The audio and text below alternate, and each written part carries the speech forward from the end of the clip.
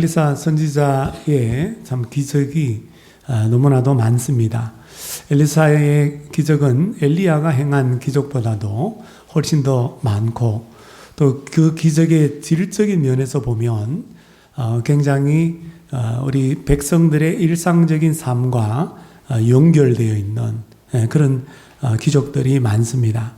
우상 숭배의 땅, 또 하나님이 어떻게 보면 하나님을 떠난 그 땅에 하나님께서 기운을 내리셨죠. 오늘 엘리사 선지자가 슈넴 땅의 한 여인에게 와서 기근을 피했으면 좋겠다. 하나님이 기근을 부르셨기 때문에 기근을 피해서 다른 곳으로 갔으면 좋겠다. 이렇게 말씀을 전해줍니다. 지도를 보시면 그 슈넴 여인이 살고 있었던 땅이 저 위에 갈릴리 호수 그 아래쪽에 보면 나오고 있습니다. 갈멜산 엘리야의 그런 사역지와도 가깝고 또 이스라엘에 가면 또 가장 어떻게 보면 풍요로운 땅이라고 할 수 있는 이스라엘 평원 그곳에 위치한 땅이기도 합니다. 근데 이 슈넴 땅이 기근이 7년을 견딜 수가 없어서 하나님께서 이 여인에게 다른 곳으로 이주해라 라고 명령하자 이주를 해서 어디로 내려가냐면 뒤도에 보시면 저 왼쪽 블레셋 보이시죠? 북이스라엘과 남유다 왼쪽에 보면 블레셋 땅이 있습니다. 우리 지금 뭐 가자지구 그쪽이죠.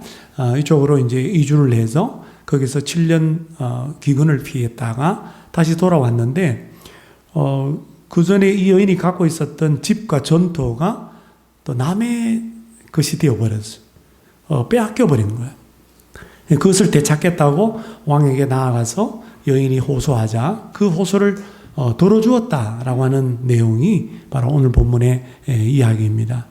이 이야기를 묵상하면서 떠오르는 단어가 오늘 본 설교의 제목처럼 돌보심이라고 하는 단어입니다. 근데 하나님께서 우리를 돌보시는데 그냥 대충 돌보는 게 아니라 정말 어머니가 갓난 아기를 돌보는 것처럼 굉장히 세심하게 우리의 형편과 우리의 인생을 돌보신다라는 것입니다. 오늘 이 여인을 돌보시는 그 하나님이 오늘 저와 여러분을 돌보시는 하나님이신 줄로 믿습니다. 그래서 시편 147편에 그 하나님의 돌보심의 은혜를 체험한 시인이 하나님의 돌보심의 은혜에 대해서 이렇게 찬양을 올려드렸습니다. 할렐루야, 우리 하나님을 찬양하는 일이 선함이요 찬송하는 일이 아름답고 마땅하도다. 여호와께서 예루살렘을 세우시며 이스라엘의 흩어진 자들을 모으시며 상심한 자들을 고치시며 그들의 상처를 싸매시는도다. 그가 여호와가 별들의 수효를 세시고 그것들을 다 이름대로 부르시는도다. 그 다음 줄 구절에 보면 하나님은 지혜가 무궁하시고 능력이 많으시도다. 이렇게 찬양하고 있습니다. 여러분, 하나님은 능력이 많으신 분이에요. 참 위대하신 분이에요. 굉장히 크신 분입니다. 온 우주 만물을 다 지으신 분이에요. 근데 그 만물 가운데 정말 이름도 없는 그런 별들, 우리 인간들이 별들의 이름을 다 붙여봤자 모두 별들에게 다 못 붙였습니다. 안 보이는 그런 것들이 우리의 망원경으로도 볼 수 없는 그런 별들이 얼마나 많은지 몰라요. 그런데 하나님께서는 그 수많은 별들을 지으시는 능력이 있는 분뿐만 아니라 그 별들 하나하나 숫자를 몇 개인지도 다 세아리시는 지혜도 무궁하시고 또 그 지혜로 이름도 없는 빛도 없는 별들의 이름을 붙여서 그 이름을 지금도 부르시는 분이라는 거예요. 저는 이 시편 147편을 읽을 때마다 하나님의 크심과 동시에 하나님의 세심함, 이 두 가지의 하나님의 속성을 동시에 깨닫게 됩니다. 여러분, 하나님이 능력이 많으신 위대하신 분일 뿐만 아니라 오늘 저와 여러분의 형편과 삶을 구석구석 챙기시고 돌보시는 그런 정말 섬세한 사랑으로 우리를 돌보시는 하나님이십니다.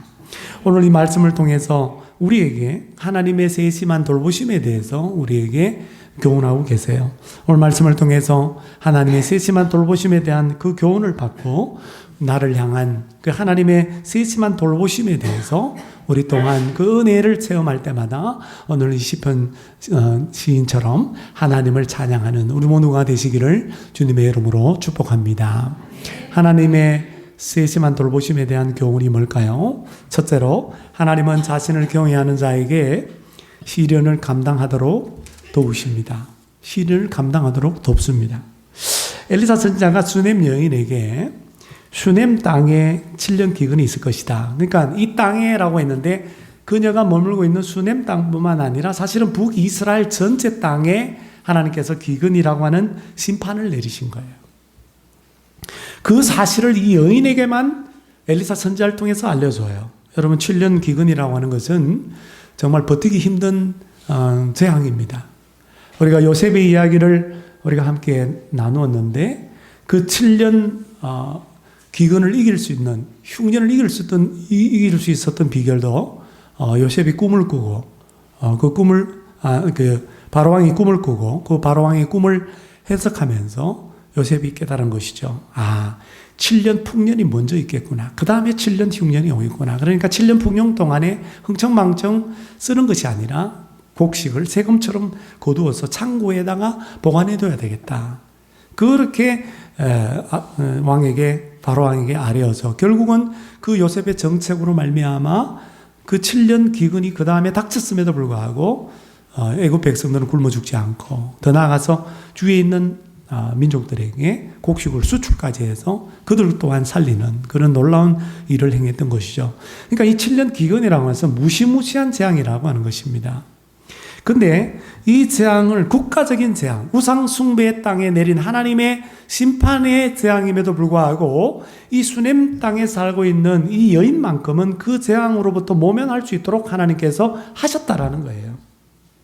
1절 말씀, 하나님께서 엘리사 선지자를 통해서 그 여인에게 말씀합니다. 너는 일어나서 너의 가족과 함께 어디로 가라? 거주할 만한 곳으로 가라. 그리고 거기서 거주하라. 그렇게 명령하셨습니다. 그녀는 엘리사 선지자를 통해서 하나님의 명령에 즉각 순종해서 어디로 갑니까? 블레셋 땅에 가서 7년을 머물다가 기근을 피하고 다시 돌아오게 됩니다. 여러분 성경에서 기근이 있으니까 이사를 가라. 이 기근의 땅이니까 다른 곳으로 가라라고 하나님께서 명령하시거나 지시한 적은 거의 없어요. 아브라함 믿음의 조상 아브라함이 갈대아 우르 땅을 떠나서 하나님 지시한 땅으로 가라 그래서 떠났습니다. 팔레스타인 땅으로 왔고 네겝으로 남방으로 내려왔을 때에 그때 기근이 심했어요. 그때 기근이 심할 때 하나님의 지시와 명령이 없음에도 불구하고 이집트로 내려간 인물이 아브라함이에요.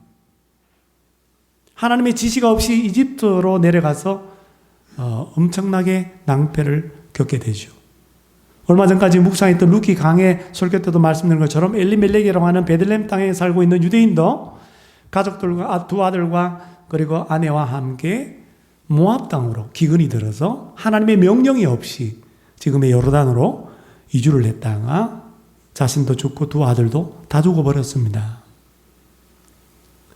그런데 놀랍게도 오늘 무명의 이 수넴 여인에게만큼은 하나님께서 이 땅에 기근이 들 것이고 그러므로 이 기근을 피해서 다른 곳으로 이사를 가라라고 하나님께서 분명하게 지시를 해주셨다라는 거예요. 이 여인에게 하나님이 하신 지시, 하나님이 내린 이 지시는 무엇입니까? 바로 수넴 여인을 그 징계로부터 보호하고 또 지켜주시는 하나님의 세심한 돌보심이었습니다. 그렇다면 왜 하나님은 다른 여인들도 많은데 왜 하필 이 수넴 여인에게만 이렇게 하셨을까? 도대체 수넴 여인은 어떤 여인이길래 이런 돌보심의 은혜를 누렸는가? 1절 말씀해 보니까 엘리사가 이전에 아들을 다시 살려준 여인이라고 오늘 성경 기자는 이 여인을 소개하고 있습니다. 5절 하반절에도 보니까 그 다시 살린 아이의 어머니라고 이 수넴 여인을 소개하고 있습니다. 그러니까 수넴 여인은 엘리사 선지자와 매우 관련이 있는 여인임을 알 수 있습니다. 열왕기하 4장에 보면 이 수넴 여인이 등장합니다.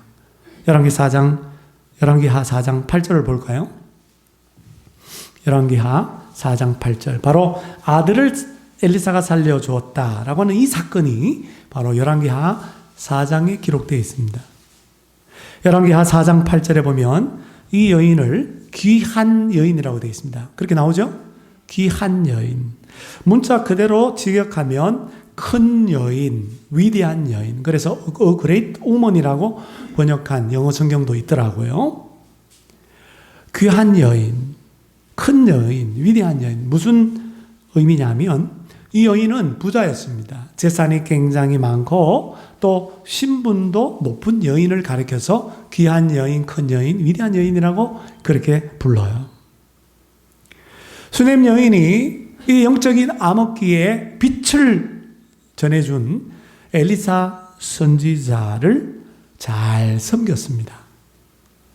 열왕기하 4장에 나오죠. 얼마나 엘리사 선지자를 이 여인이 잘 섬겼는지 엘리사 선지자가 지날 때마다, 여러분 갈멜산 그 옆에 있으니까 왔다 갔다 했습니다. 주로 북이스라엘에서 활약을 했으니까 엘리사 선지자가 수넴을 지나갈 때가 많아요. 지날 때마다 음식을 먹으려고 이 여인의 집으로 들어갔어요. 그때마다 음식을 차려놓고 언제든지 와서 음식을 먹으라고 그렇게 했기 때문에 음식을 제공해 주었습니다. 그리고 늙은 남편에게 부탁을 해서 여보, 우리 엘리사 선지자가 지나갈 때 잠깐 여기서 쉴 수 있도록 또 안식을 누릴 수 있도록 좀 휴식처 그만의 공간을 좀 마련해 주십시다 해서 담벽에다가, 그러니까 이건 담 위에다가 지은 집으로 이렇게 나오는데 이제 자세히 보면 담벽이 딸려 있는 작은 방입니다. 그런 방을 독립된 공간이라는 거죠. 독립된 공간을 마련해 주어서 거기 가서 엘리사가 누워서 쉬는 그런 장면이 또 4장에 기록되어 있습니다. 엘리사 선지자가 너무 감동을 받았어요. 자기를 너무 잘 섬기니까 그 섬김에 뭔가 보답하고 싶어서 열왕기하 4장 13절 말씀에 이렇게 선지자가 여인에게 말합니다. 네가 이같이 우리를 위하여 어떻게 해요? 세심한 배려를 하는도다. 내가 너를 위하여 무엇을 하랴? 왕에게 구할 거 있으면 구해라. 아니면 사령관에게 구할 거 있으면 구해라. 내가 대신 구해주겠다. 그 신세를 갖고 싶은 그런 마음을 이렇게 표현했죠. 우리를 위하여 세심한 배려, 게하시까지, 종까지 달렸으니까 엘리사 선지자와 게하시 이렇게 잘 섬기는 그 섬김에 대해서 세심한 배려라고 그랬어요. 이 배려라고 하는 단어는 본래 뜻이 떨리다라는 의미가 있습니다. 어원에 그런 떨리다라는 어원이 있어요. 그러니까 수넴 여인은 지금 엘리사를 향한 그 섬김과 그 섬김이 떨림으로 가득한, 그러니까 하나님을 경외하는 마음으로 가득한 그런 상태에서 성심과 정성을 다해서 섬겼다라는 것입니다. 엘리사는 하나님의 사람이요, 또 하나님의 사람이기 때문에 하나님의 사람을 섬기는 것은 정말 하나님을 섬기는 것처럼 떨림이 있었던 거예요. 결국 하나님은 엘리사 선지자에게 세심한 배려를 한 이 수넴 여인을 기억하시고 재앙 가운데 하나님 내린 재앙이지만 그 기근을 피할 수 있도록 그 여인에게만큼은 세심한 배려를 해주신 것입니다. 수넴 여인은 하나님의 사람을 섬긴 하나님을 경외하는 여인이었고 또 하나님을 그 누구보다도 뜨겁게 사랑했던 여인임을 그의 섬김을 통해서 알 수가 있습니다. 여러분, 하나님은 자신을 경외하고 지금도 사랑하는 사람을 외면하지 않습니다. 하나님은 그 사람에게 하나님의 계획을 알려주시기도 하고 하나님의 뜻을 보여주시기도 하고 더 나아가서 이런 징계의 고난이 있어도 그 징계의 고난을 때로는 피할 수 있도록 인도해 주십니다. 이것이 하나님의 세심한 돌보심이라고 하는 거예요. 근데 여러분, 우리는 정말 얍삽해요. 굉장히 야갔어요. 우리는 모두 다 아브라함과 정말 수넴 여인처럼 하나님께서 고난을 피할 수 있도록 그렇게 해 주시기만을 원해요. 고난이 없기를 원하고 고난이 와도 그걸 어떻게 보면 피할 수 있도록 해 주시기를 원해요. 그렇게 기도를 많이 해요.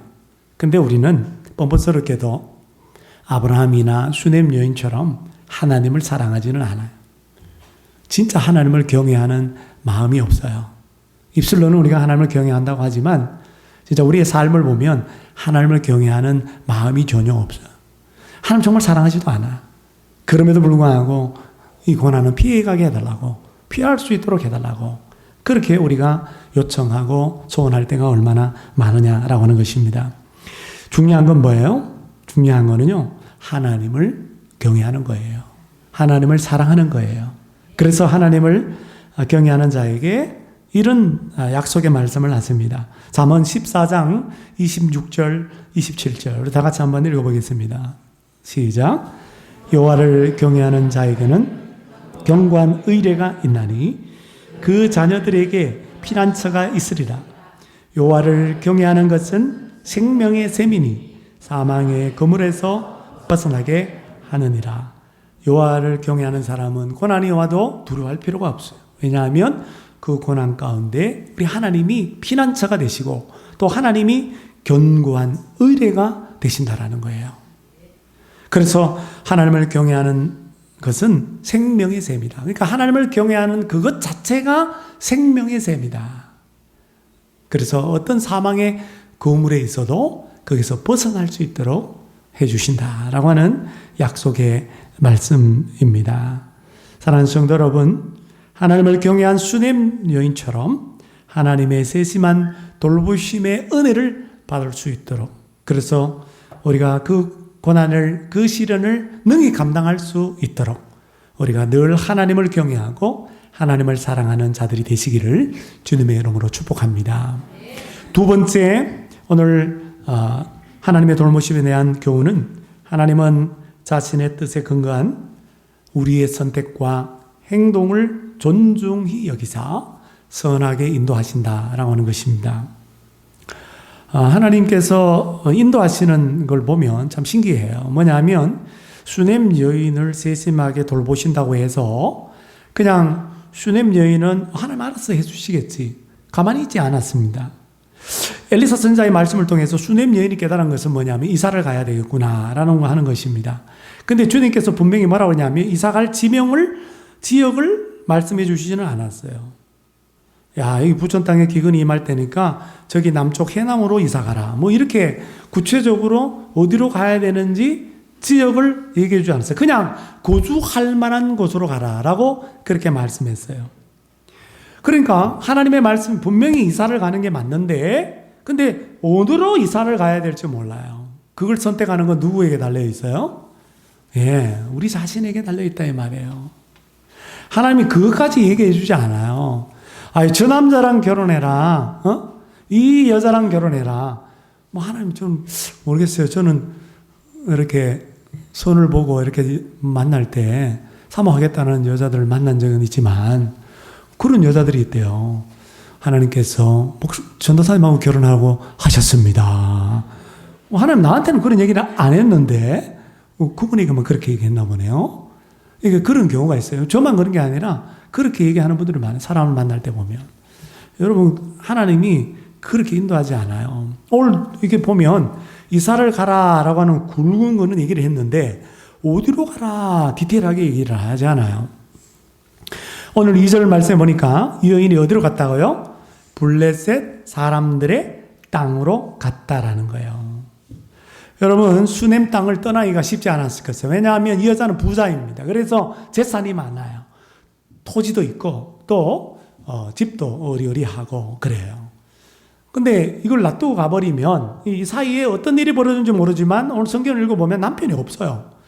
4장에서 늙은 남편이라고 그랬거든요. 나이 차이가 많이 나나 봐요. 그래서 아마도 어느 시점에서 이 남편이 죽었나 봐요. 뭐 블레셋 땅에 가서 뭐 죽었는지 아니면 그 전에 죽었는지 그건 몰라요. 근데 어쨌든 남편이 없어요. 지금 이 오늘 본문에서는. 그러니까 아들까지 다 데리고 블레셋 땅으로 갔다고 하면 어떻게 되는 거예요? 아니 이게 조상으로부터 물려받은 기업, 토지와 이런 것들을 남에게 빼앗길 수밖에 없는 거죠. 근데 그것을 버려두고 가는 거 쉽지 않습니다. 하나님의 명령이기 때문에 순종을 한 거예요. 근데 어디로 가요? 블레셋 땅으로 갔어요. 왜 하필이면 블레셋 땅입니까? 블레셋 땅은 그 당시에도 마찬가지지만 사사시대 때부터 블레셋하고 하여튼 이스라엘 사람들하고는 원수지간입니다. 근데 그 원수의 땅으로 갔단 말이에요. 하나님 그리로 가라고 얘기하지 않았는데도. 여러분, 근데 여인의 이 선택은요, 굉장히 지혜로웠습니다. 뭐 남유다로 가는 것도 어디 쉽지 않은 거예요. 블레셋 땅이 해안 쪽이기 때문에 거기가 곡창지대였습니다. 그래서 그 땅으로 간 거예요. 물론 거기서 거주하는 것도 얼마나 핍박이 있었겠어요. 그죠? 얼마나 고난이 많았겠습니까? 외로움도 겪었을 것이고. 그럼에도 불구하고 선택을 누가 했냐? 이 여인이 했다라는 거예요, 여인이. 그녀가 가지고 있는 이성과 그리고 경험을 동원해서 하나님께서 이사 가라 했더니 어디로 가는지 얘기 안 하면 분명 여러분이 이성과 경험을 가지고 선택하면 되는 거예요. 내가 하나님을 경외한다면 선택하면 하나님 그 선택에 대해서 하나님은 존중해 주십니다. 할렐루야. 지금 그 부인을 선택하셨어요? 존중해 주신 거예요. 지금 그 남편을 선택하셨어요? 하나님 존중하신 거예요. 지금 와서 어찌할꼬? 그렇게 후회하거나 한탄하지 마시고 그 하나님 뜻이라고 뜻에 근거해서 여러분들이 선택한 거 하나님이 그거 존중해 주신 거란 말이에요. 그런데 내가 하나님을 경외하면요, 그 선택이요 선한 길로 인도해 주시는 거예요. 블레셋 땅에서 굶어 죽지 않고 거기서 기운 가운데 살아남게 하나님께서 인도해 주셨다라는 것입니다. 여러분, 하나님의 인도하는 방법, 인도를 받는 방법을 오늘 이 여인에게서 배우게 됩니다. 우리가 하나님의 인도를 받고 살아야 되는데 가장 중요한 게 뭐냐? 그것은 하나님의 말씀이에요. 하나님의 말씀을 통해서 하나님의 뜻을 깨닫는 거예요. 그래서 중요한 것은 말씀이요 하나님의 뜻인 줄로 믿습니다. 하나님의 말씀과 하나님의 뜻, 거기에 위반되지 않고 거기에 근거해서 우리가 어떤 선택을 하든지 어떤 행동을 하든지 그것은 우리의 몫이고 그 몫에 대해서 하나님은 존중해 주시고 우리 하나님께서는 선하게 인도해 주시기 때문에 여러분 이 확신을 가지고 여러분들이 뭘 선택해야 되지? 어떻게 행동해야 되는지 고민하거나 염려하지 말고 잘못 선택하면 어떻게 되나? 잘못 행동하면 어떻게 되나? 염려하지 말고 여러분 하나님의 말씀 뜻에 근거해서 하나님의 인도를 받고자 하는 우리가 어떤 선택을 하든지 어떤 행동을 하든지 우리 하나님께서 존중해 주신다라고 하는 믿음을 가지고 또 선한 길로 인도해 주신다 확신을 가지고 담대하게 여러분 선택하고 행동할 수 있기를 바랍니다. 세 번째, 우리 하나님께서 하나님의 돌보심에 대해서 주시는 교훈은 하나님은 자신을 경외하는 자를 회복시키려고 보이지 않게 일하십니다. 수넴 여인이 7년 후에 다시 수넴 땅으로 돌아왔는데 말씀드린 것처럼 자기 집과 전토 주인이 바뀌어버렸어요. 왕실에서 아합왕이 나봇의 포도원 탐내갖고 죽이고 빼앗는 것처럼 왕실에서 횡포를 부려서 그녀의 집과 그녀의 전토를 강탈했는지 아니면 왕이 그녀의 집과 전토를 위탁받아서 잠깐 점유했는지 아니면 더 강한 어떤 강한 권력자가 없다고 주인이 없다고 그녀의 집과 전토를 자기의 소유로 삼았는지 성경에 기록되어 있지 않기 때문에 알 수 없지만 이런 경우를 추측해 볼 수가 있습니다. 수넴 여인이 자기 집과 전토가 없어지자 그것을 되찾고자 왕에게 나아가서 호소를 했어요. 제 생각에는 엘리사 선지자에게 가야 될 것 같은데 엘리사 선지자가 안 보였나 봐요. 그래서 왕에게 찾아가서 내 땅 내놔라고 우리 땅 돌려달라고 호소를 했습니다. 근데 여러분 이 호소가 저는 굉장히 어리석어 보여요. 왜? 무모해 보입니다. 왜 그렇죠? 전에 전력이 있잖아. 이 왕의 전력이. 사마리아 성에 아람 군대에 포위되었을 때에 먹을 게 없어갖고 여자 둘이가 서로 번갈아 가면서 아들을 삶아 먹는데 여자가 자기 아들 삶아 먹고 이렇게 같이 나눠 먹었단 말이에요. 그 다음날 내가 배고파가지고 이제 이혼 여인에게 아들 달라고 그랬더니 몰래 감춰놓은 거예요. 너무 억울해가지고 왕이 지나가길래 요람 왕에게 아니 내 사연을 들려주면서 좀 이렇게 어떻게 좀 해결해 달라고 했더니 왕이 그냥 그거를 호소를 듣지도 않고 그냥 화가 나가지고 옷만 찢고 말이죠. 이 모든 재앙의 원인이 엘리사라고 그래서 엘리사만 죽이려고 막 닥달하고 있는 그 광경을 우리가 말씀을 통해서 보았습니다. 그러니까 여러분, 억울한 여인의 한을 풀어주지 않는 이 왕의 전적이 있었기 때문에, 전력이 있었기 때문에 이 왕에게 가서 내 땅 내놔라고, 아니 자기가 떠나놓고 자기가 그냥 버려두고 떠나놓고 이제 와가지고 7년 후에 와가지고 다시 내놔라고 찾아달라고 막 그렇게 하니까 왕이 그 거절할 확률이 굉장히 많고 호소를 안 들어줄 확률이 너무너무 그 왕의 성격을 보면 그게 확실한 겁니다. 근데 결과가 어때요? 왜? 아니 이럴 수가 있습니까? 왕이 그 사이에 변화됐나요? 하나님은요 왕의 마음도 움직이시는 분이에요. 논에 물댈 때 이렇게 볼을 탁 트면 이렇게 움직이듯이 그 성경에 보면 왕의 마음도 물줄기를 다루듯이 하나님께서 마음도 움직이시는 분이라는 거예요. 7년 동안 그 밭에서, 주인 없는 밭에서 난 그 수확물 그거 다 소급 적용해가지고 수확물뿐만 아니라 집과 전토를 다시 회복시켜 주었어요. 왕이 그렇게 할 사람이 아니잖아요. 근데 그렇게 했단 말이에요. 이게 어떻게 가능했다고요? 하나님의 일하심이라는 거예요. 하나님의 돌보심이었다라는 거예요. 여러분, 하나님의 돌보심을 제가 여러분에게 증명해 보겠습니다. 4절 말씀을 보십시오. 4절. 그때에라는 말이 나와요. 그때에가 언제예요? 네, 그때 앞을 봐야 되죠? 네. 3절 말씀 보니까 수넴 여인이 호소하려고 왕에게 나아갔을 때, 그때 어떤 일이 벌어지냐면 왕은 게하시의 엘리사의 사환 게하시와 서로 대화를 하고 있었어요. 뭐라고 물으냐니까, 야, 엘리사 기적을 참 많이 행했다고 하는데 엘리사 참 궁금해. 엘리사 선지자가 행한 기적들 한번 얘기해봐라. 내한테 한번 읊어봐라 라고 얘기해요. 그래서 5절에 보니까 게하시가 왕에게 엘리사가 그 많은 기적 가운데 죽은 아들을 살린 그 기적을 말한 거예요.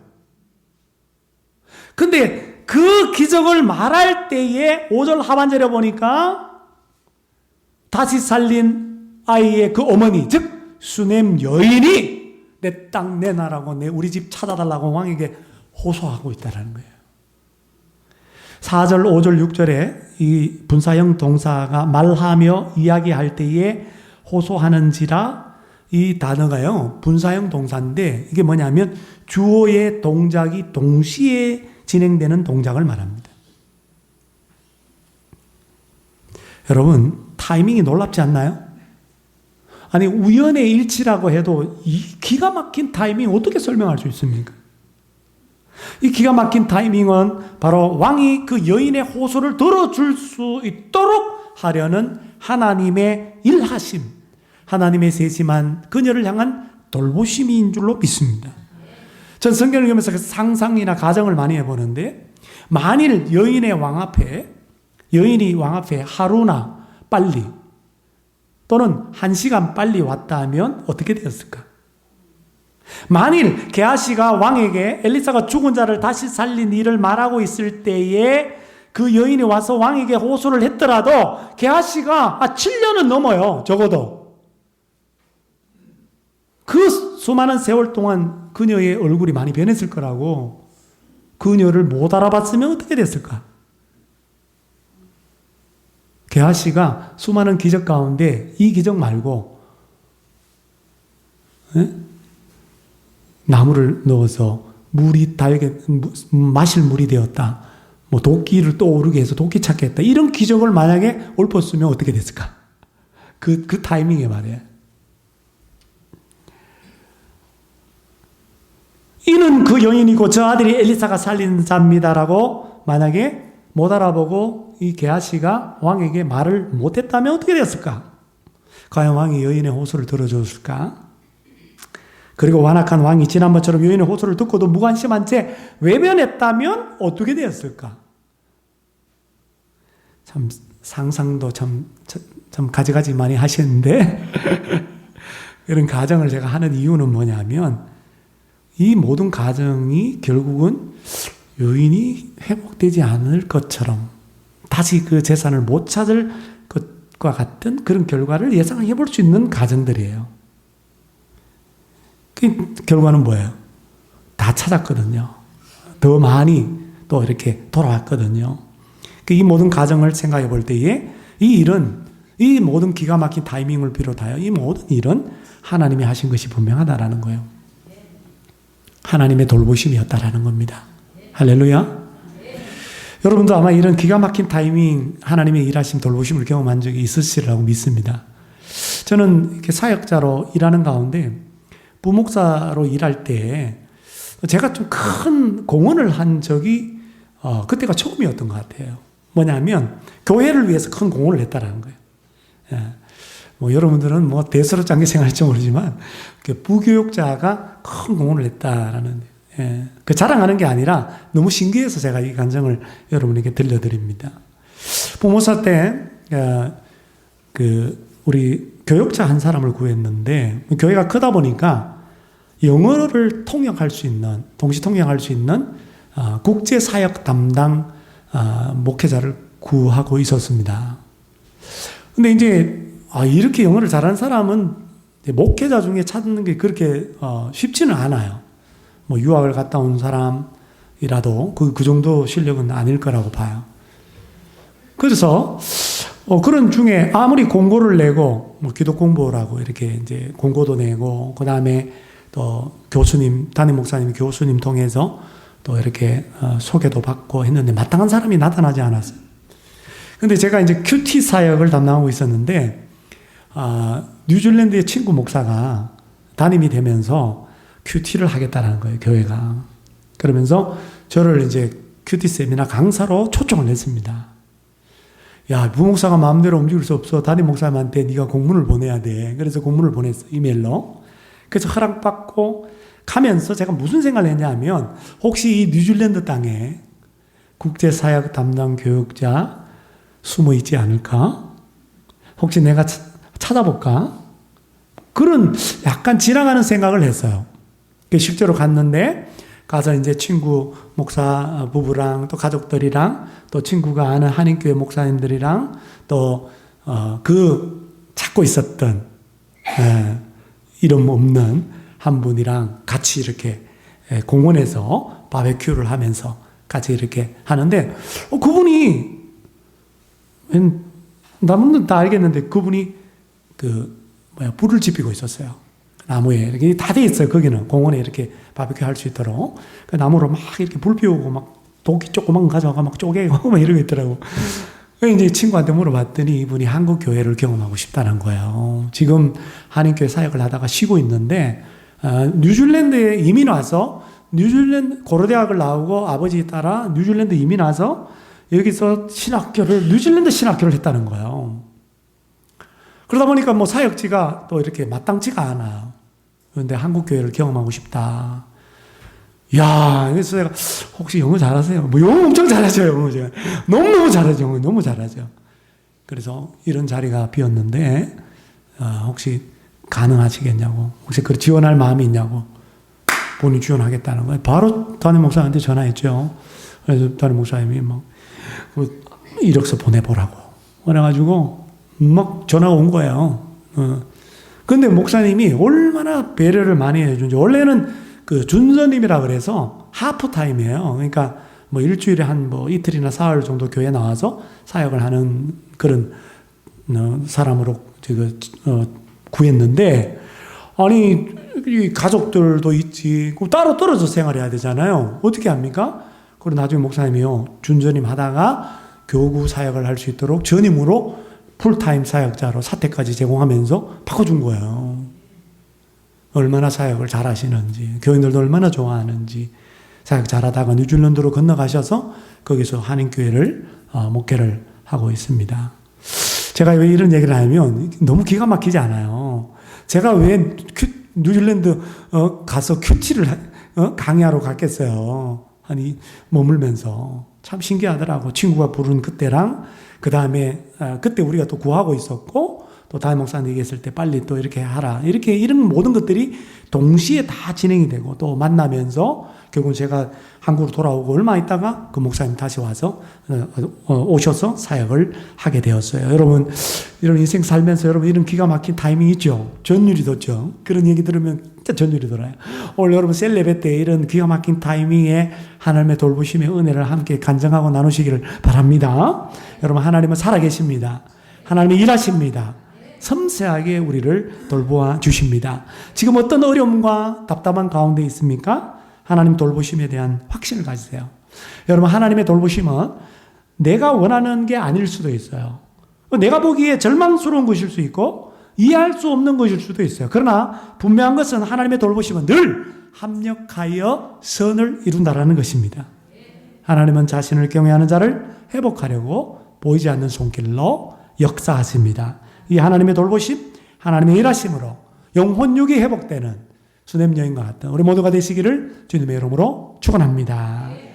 주가 일하시네. 우리 함께 찬양하겠습니다.